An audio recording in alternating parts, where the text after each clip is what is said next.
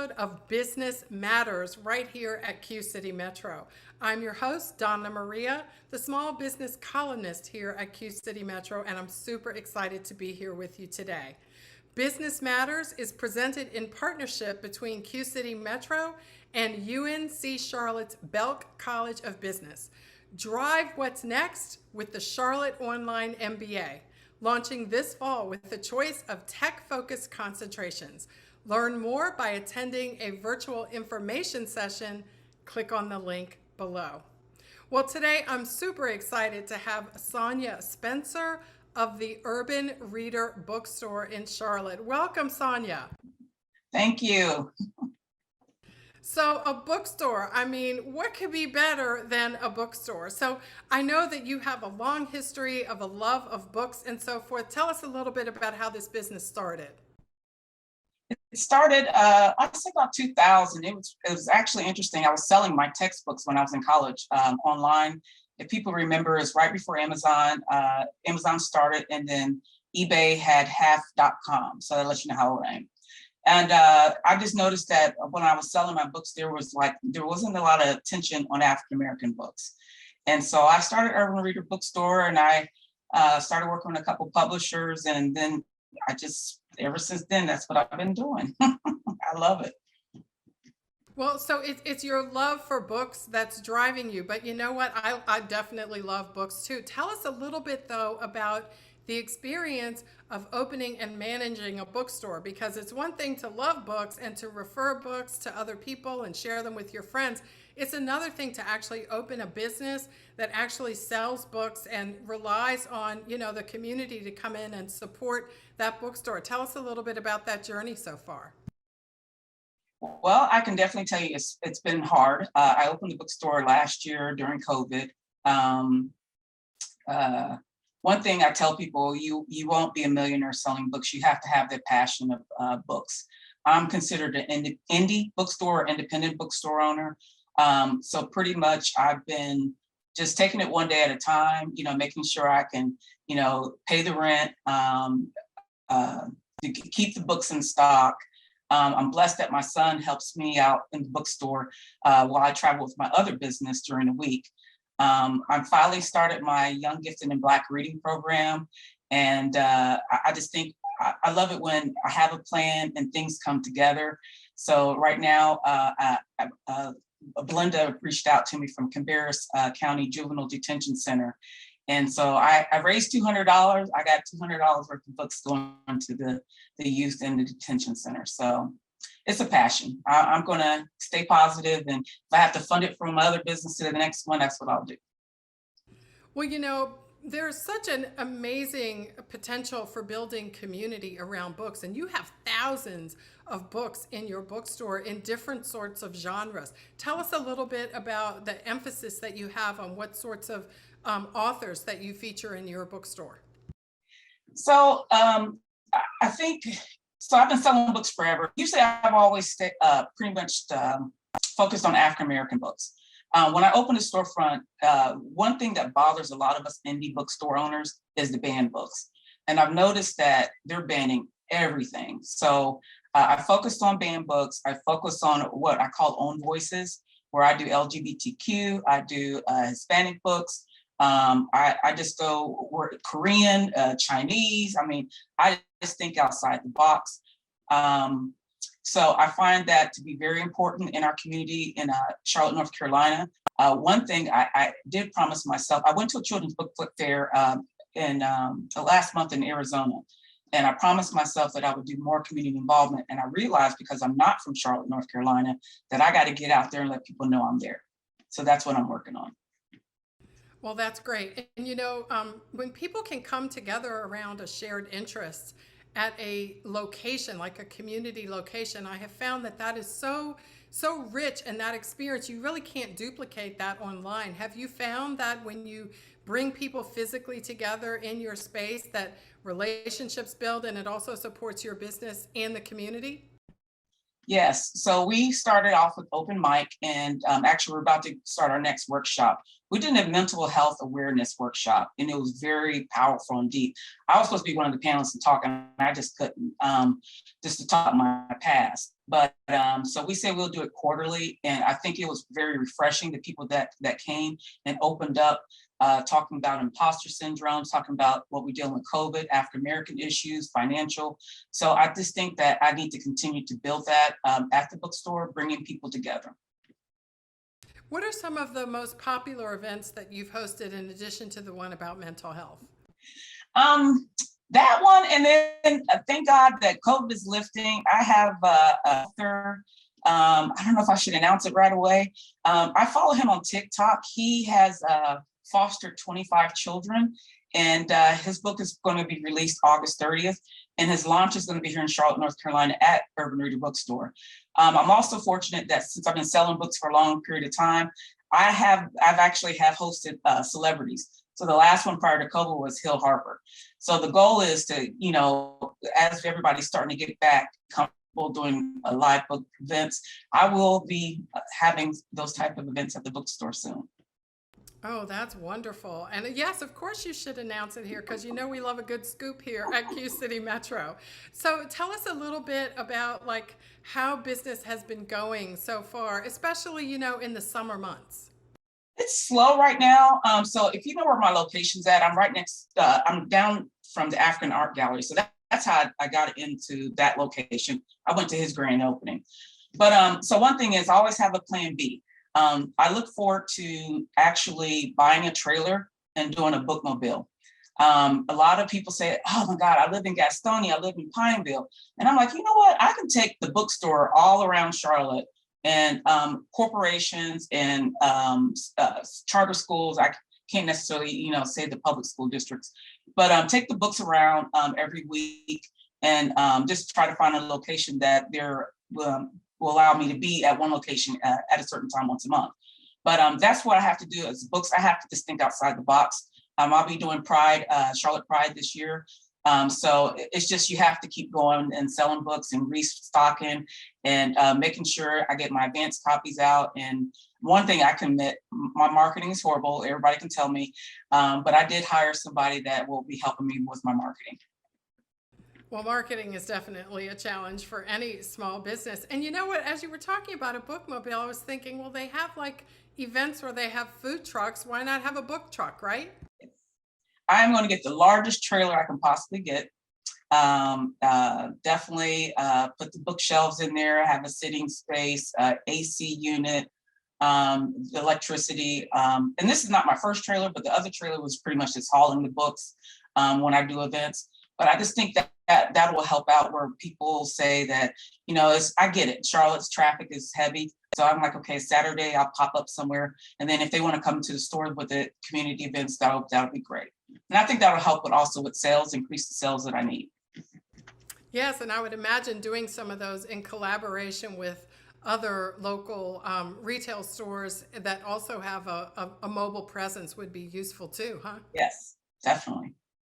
So children's books, like you have a really large selection of children's books. And as a mom, a parent, like we really want our children not just to be exposed to books, but to also be exposed to other children who also read books. Tell us a little bit about your children's selection. So I am very passionate about children's books. I believe that every child should have a book. And that was a conversation I had earlier today. I even go down to $5 books. The Young Gift in the Black Reading Program, yes, I'm doing it through GoFundMe because I don't want to switch to a nonprofit. But it's just, I think every child should have a book in their hand. It shouldn't be about finances. I get there are some books that are $20. But I really take a lot of time to get the children's books. So like at the Institute, one good thing is we got a lot of great books coming out. And also I love the fact that we got a lot of authors that do sci-fi. So it's actually helping our youth, or YA, what we consider, to be able to escape what's going on in this world. I think that we have put our youth at a disadvantage. And it's up to us as parents and adults to kind of try to change the narrative. Because I feel like we're going backwards. I'm 51 years old. So it's like, hey, I got to do something about this. And I really think, so I'm gonna say this, I was in Costa Rica and Guatemala all last week. And it's just the shift of the world was so amazing and sad. My client, their employees went out and built a kindergarten, and it's like it's nothing to them. They support their community. So my thing is, I gotta stay positive. The little bit that I do is very important. It absolutely is. I mean, a woman-owned business, a black-owned local business, indie, as you said, which is, totally all about being independent. And if I'm not mistaken, you're also a veteran as well. So tell us a little bit about your experience. No, so behind me this is my mock-up. I'm actually a veteran for hire. So that's my other business. My other business is Quality Audit Solutions. And I'm a hub zone in North Carolina. And pretty much at the beginning, prior to COVID, everything is prior to COVID at this point. But I support veterans in transitional military to get employment.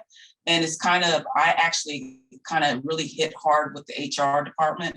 And because, and then also take resumes and say, okay, instead of doing this, say that you do quality, et cetera. So that was prior to COVID that I did that. And now where I'm at is pretty much my background is automotive. So I'm an auditor and consultant. And so I do audits in aluminum, OSHA, environmental, automotives. So I was with I can't say my client name. They're the most popular cell phone in the world, but that's one of my clients that I work with. That is so interesting. So, like one step away, like you're serving the veterans in the veteran community, which is close enough because we thank you for that service as well. But you're a serial entrepreneur here, so this is a little bit of a different sort of a animal, right? So, running one business is one thing, running two is another. Tell us some of the challenges that you face when you're running your bookstore at Urban Reader Books and another business as well, and what tips can you offer to other people who might have more than one business idea at hand? Definitely organization. So I'm blessed that my son, which I call generational wealth, he helps me during the week. Unfortunately, we had to close early 2 days this week because, like I said, I just hired somebody and I usually fill in. Organizational and just being positive. I've been out on my own. I left corporate America in 2017, and you have the naysayers, and I still usually say I'm still smiling. I'm like, okay, it's this life, but I just think that positive attitude, organizing yourself when you have the shortcomings. Like right now, yes, the bookstore is financially it's straining me because I have a lot of overhead, but I'm also determined that okay. I tell my son, hey, I got to work a little bit harder on the other business just to support the bookstore because my son works for me. That means he has to pay his bills and he's not moving back in with me. Well, I can see how it all fits together. And that point about organization, I know at Belk's, College of Business, there's so much of an emphasis on making sure that you stay organized because that's really half the battle right there, right? I mean, if no matter what you sell, if it's in disarray and if it's not organized, it's not going to work no matter what you do, right? That's correct. And, I have my MBA and it's funny because my life has been, I can't even say where I started. I was going to be a doctor, when I graduated from high school. And then, I had my first son when I was 21, but I never stopped. And I try to tell people, you can have obstacles that come against you in your life. But if you believe in yourself, yeah, it took me probably 7 years to get my undergrad. And it did take me 2 years to get my master's, but I kept going. And that's the thing is, keep going, have a positive attitude and be determined. Because once you cross that finish line, you're gonna have another start. And I tell people, I just gave you just a little bit of what I do, but just be positive. And my thing is, if you don't have the answers, it's always in a book. And so I read all the time. Unfortunately, I can't read what I want to read. I'm always reading, more critical and statistics and all this crazy quality stuff. But yeah, if I had to ever I talked to a young lady yesterday and just telling her, she's 25. I said, you're living in some hard times. We are. Recession and inflation, and they want to deny it, but I've called it out, last year. So you got to be positive through this, and it's hard. Well, I love that you mentioned the tenacity that you have experienced in your past. Like you said, it was 7 years before you were actually able to earn that degree. And I would imagine that dealing with some of the challenges in your business, you can call on that tenacity. Like, look, I've done hard things before, so I can do this again as a business owner, right? Yes.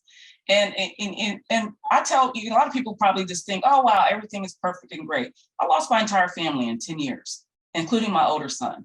So getting through, I tell people, you got to take it one day at a time. And you also got to also remember, you're not promised tomorrow. So out of all the great things that happened to me, I wish I had my family back. So all I have is my younger son, and we try to make the best out of everything. So I just want people that are not feeling the best and they think that, oh, she's got a bookstore, she's got a business. It's hard work. It's hard work. But if I wasn't doing it, I would probably drive myself crazy. So. Well, the bookstore is located at 440 East McCullough Drive. So for those of you who are in that area or even not in that area, you want to get there, because we just cannot have enough exposure to good books. We cannot have enough exposure to small local businesses in our community. Sonia, tell us a little bit about your future plans for Urban Reader Bookstore. Yes, so future plans, right now we're getting ready for the holiday season. We definitely got to get our books. So we have a lot of great books that are coming out. Omar Epps wrote a sci-fi book. Jennifer Lewis has a book coming out. I'm trying to think of some other ones. Just a lot of great authors. So I get advance copies 6 months in advance of books. So I'm trying to plan the advance copies. We're going to have more book signings, events. Definitely open mic is coming back. I want to do a financial workshop. Also bring in like vegan chefs, talk about our dietary habits, maybe improve that. So I'm just thinking outside the box because I have the space to bring people together. Well, and that's a big deal, like having the space to bring people together, because, books are great and we do need more books, and everybody really can't have enough books. But you know what? The experience of coming together with people in your community is just priceless, and doing it around these exciting events like learning more about nutrition, learning more about financial management and so forth. Those are such great ideas. Thank you. Thank you. So tell us, where do we go to follow you? Like, do we subscribe to a newsletter? And like, where do we go so that we can get the information about your events, so that we can get it pushed to us, so that we can know, what's happening, what's exciting next that we can come to at your store? Okay, so like I promised, I'm getting better with my marketing. I've finally hired somebody. So you can follow us on Instagram and Facebook. It's Urban Reader Book. We're also on TikTok. And if you're a book talk person, you can tag hashtag book talk and you can get Urban Reader. If you go into the website, urbanreaderbook.com, you can sign up for our newsletter. Well, that is so exciting. Urban Reader Book on Facebook and TikTok, right? And also Instagram. And there's a newsletter, so you can get all the great event announcements pushed directly to you. Sonia, thank you so much for joining us today on Business Matters. Thank you for having me. Thank you. What a great opportunity to visit and support a local bookstore in your area. Urban Reader Book. Check them out online at urbanreaderbook.com. Business Matters is presented in partnership with Q City Metro and UNC Charlotte's Belk College of Business. Drive what's next with the Charlotte Online MBA, launching this fall with a choice of tech-focused concentrations. Learn more by attending a virtual information session by clicking the link below.